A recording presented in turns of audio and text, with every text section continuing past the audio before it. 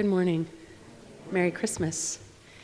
Today's Old Testament reading can be found in your pew Bibles on page 669. This is from the book of Lamentations, chapter 3, verses 19 through 24. The thought of my affliction and my homelessness is wormwood and gall. My soul continually thinks of it and is bowed down within me. But this I call to mind, and therefore I have hope. The steadfast love of the Lord never ceases. His mercies never come to an end. They are new every morning. Great is your faithfulness. The Lord is my portion, says my soul. Therefore, I will hope in him. The word of the Lord.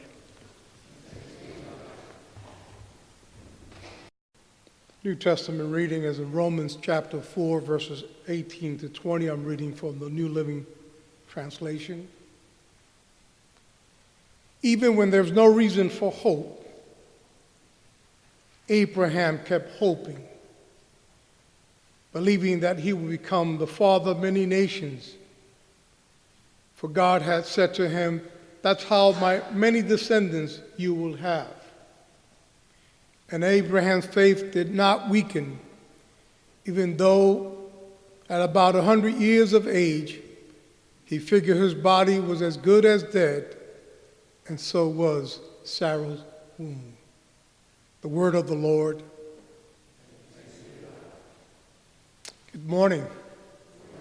It's nice to be back. Time really flies. It's just in a few days will be 2020. And this will be probably the last times for a while. I've made a significant decision after 17 years in Guidepost. Next month will be, January 10th will be my last day. I'm headed out to Dunedin, Florida, and start as an interim minister February 1st at St. Andrew's Presbyterian Church. So my friends, Dale took advantage of the opportunity, and I welcome the opportunity to be back. I ask that you pray for my wife, Elba, and I as we transition and get back to the pulpit, to preaching, to leading. The last time I was an interim minister for a short period was in Mount Kisco. That was in 2002. So it's been a while. So I appreciate your prayers.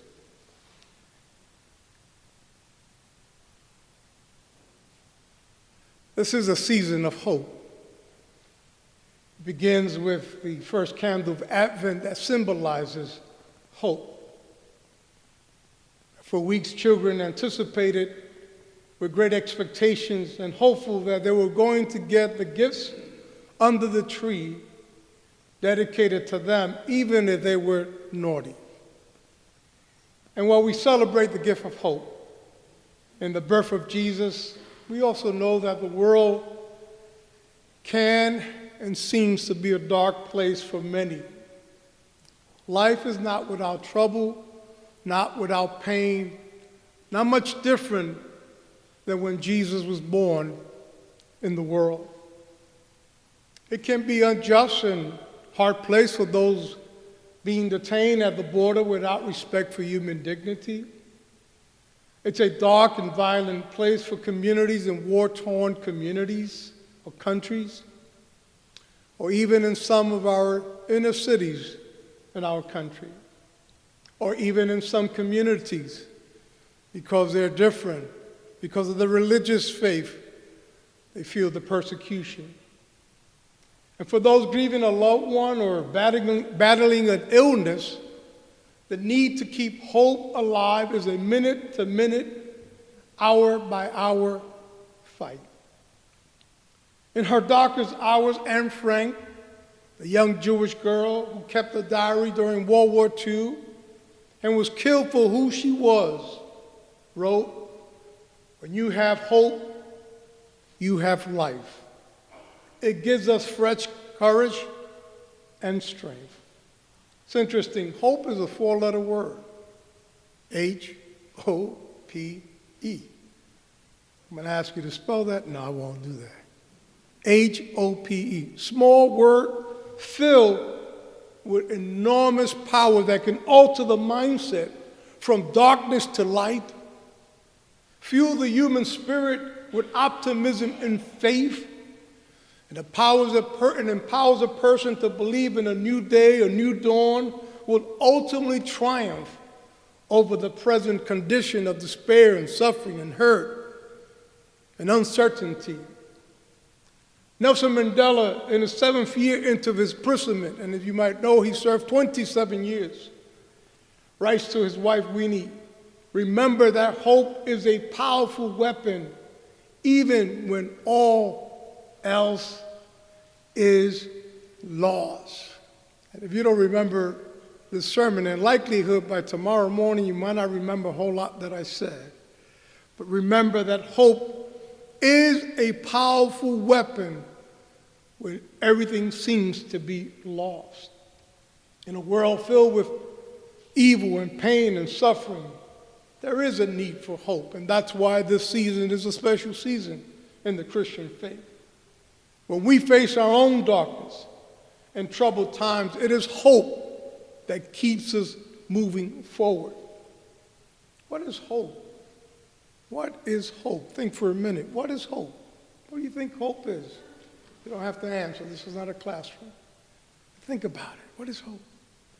Hope is a feeling of expectation, a desire for a certain thing to happen. And that certain thing that we hope for is a positive thing, something good that can come to us. That's why this morning I want to focus and take you to a book that often we don't hear a whole lot about, the book of Lamentations, chapter 3, verses 19 to 24, where a glimpse of hope breaks through darkness, suffering, despair, hardship. I've titled my talk, my sermon this morning, Hope in the Present, Faith for the Future.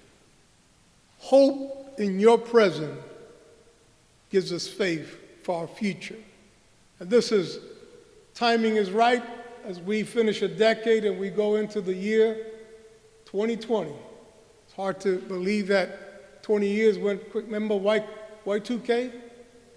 The world was coming to an end. Here we are 20 years later. We face a new year. We face it with hope and believe that the future is in God's hands and is one of great promise. Just let me give you a quick summary of the book of Lamentation. It's a collection of 5 poems that serves as an anguished response to the destruction of Jerusalem in 587 BC. Lamentation in the Hebrew word is af, translated how. How, Lord, can Jerusalem be desolated and destroyed? Some believe that is Jeremiah. Many other scholars believe it was not Jeremiah because of the style of the way it's written, a different author. Great Harvey Cox from the School of Harvard Theological School likes to describe the author of this book as the poet. And I like that. I like to call him the poet.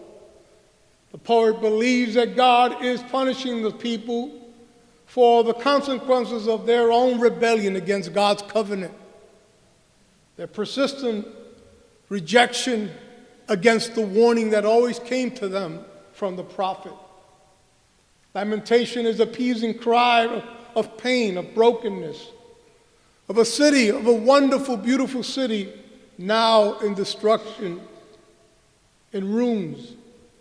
In her book, Lamentations and Tears of the World, Kathleen O'Connor writes, lamentation hardly needs interpretation for people who live but in the ruins of destroyed cities, whose societies are decimated by genocide, who barely subsist in the face of famine and poverty. When we think of modern day cities that have gone through so much, if you think recently, the Bahamas just went through that.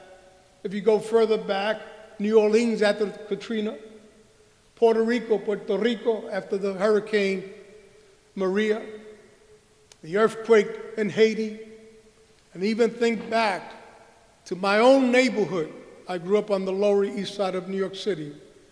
9/11, what it did to that part of our great city. The book fuses the corporate suffering and the individual despair. In chapters 1 and 2, we hear about Jerusalem, the great city. The people have deserted, depicts the horrors of the aftermath of war. There's nothing but pain and suffering and destruction. Children beg their mother for food. Young men and women are cut down by the swords. The leaders of the city and the priests sit in total silence. Joy has vanished from the hearts, and dancing has turned into mourning. Just bear with me. Hope is going to arrive soon. Just bear with me. You see, you can't appreciate hope until you know what it feels to be in despair. You can't appreciate hope until you've been given the news that you have cancer and you must battle it. You can't appreciate hope until you realize that you've been let go, downsized, and you've been the victim of the downsize, or your company has gone in bankruptcy, or your own financial ruins. Hope is appreciated in light of despair and pain and suffering. In chapter 3, the corporate now becomes the personal lamentation of the poet, expressing his own pain. And chapter 3, verse 18 says, "My splendor is gone, all that I've had, all the hope from my Lord is gone." He feels downcast and he feels hopeless. In some ways, when the birth of Jesus comes into the world, the people of God felt very hopeless by the oppression of the Romans, by the suffering and the pain and the affliction. Jesus comes into a world not unlike the world that we live in, a world that needs much God's hope and love and mercy. And yet, as the lamentation continues in this chapter 3, there is a switch, there is a turning point, there is a moment when the poet finds an opportunity or place where he can look back and look forward with the element of hope. And he turns to that verse, and I read again from the New Living Translation. "I would never forget this awful time as I grieve over my loss. Yet I still dare to hope." There is that audacity, the daring to hope. When I remember this, when I recall, when I bring back to memory, when I go back deeply into my mental side, into my files, into the system, and I begin to look and realize that God of the exile, God of Exodus, is the God of the exile. As he begins to look back and recall the wonders and the greatness and the goodness and the mercy of God, he can have hope. That is the same with us. When we find ourselves in that moment of the crossroad of our own despair, of pain, or uncertainty as we move forward into the new year, I invite you to go back and recall the moments that you felt the mercy and the love and the kindness and the goodness of God. For when we bring that up to memory, that fills us with the optimism and with the hopefulness that the God of our past is the God in our present and is the God of our future. See, hope is not grounded on the armies. Hope is not grounded on the leadership of Jerusalem. Hope is not grounded on the priests and the religious leaders of his time. The hope is not even grounded on his own self-sufficiency, his own strength, and his own power. No, the hope of the poet is grounded when he remembers that the faithful love of the Lord never ends, that his mercies never cease, that great is his faithfulness. His mercies begin fresh each morning. It is hope grounded on the God that loves us, provides us with new mercies every single day.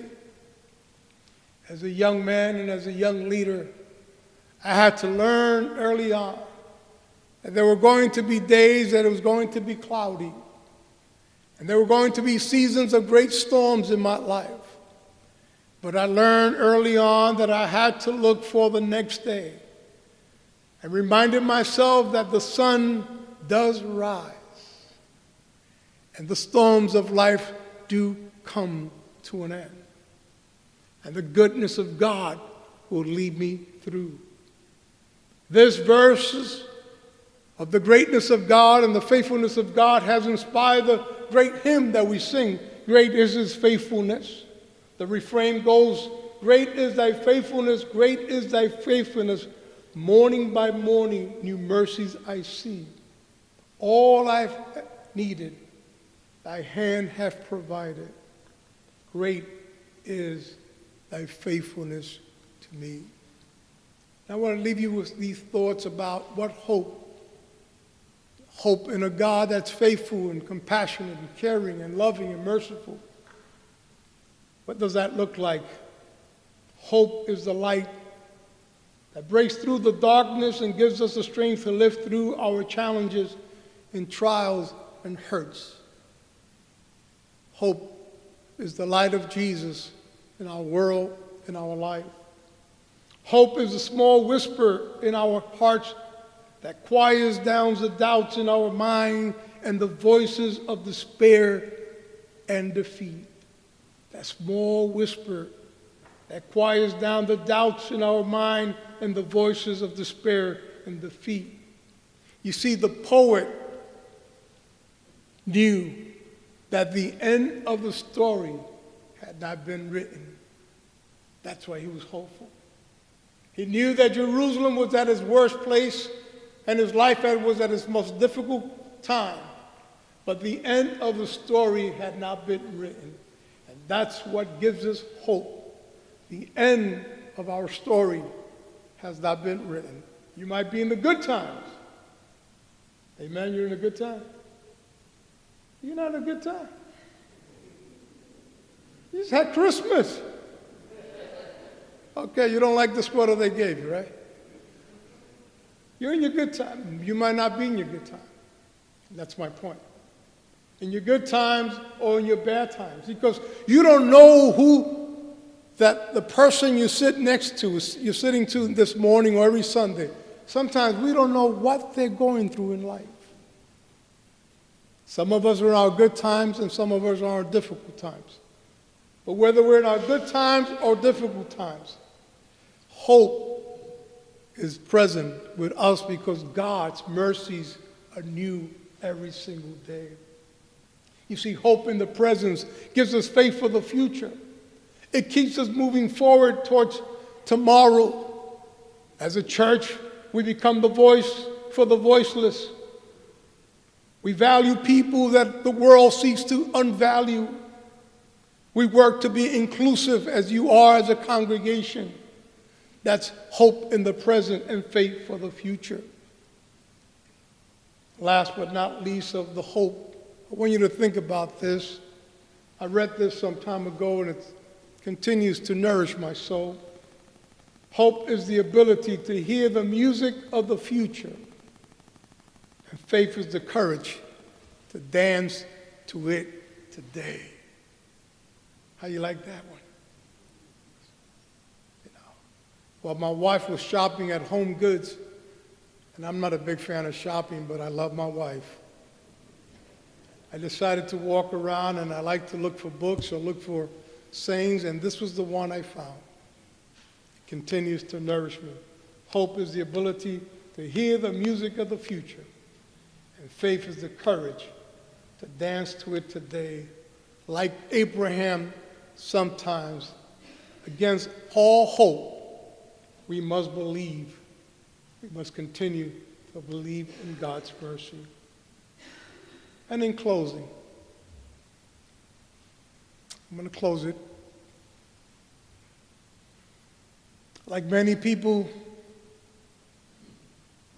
there are days you and I can feel that, what we see, what we hear, what's going on in our world, country, or even our communities, or our personal life, we can feel a little unsure.